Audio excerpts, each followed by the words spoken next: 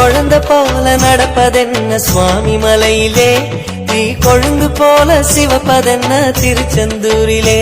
முருகா முருகா முருகா முருகா, குழந்தை போல நடப்பதென்ன சுவாமி மலையிலே, தீ கொழுந்து போல சிவப்பதென்ன திருச்செந்தூரிலே.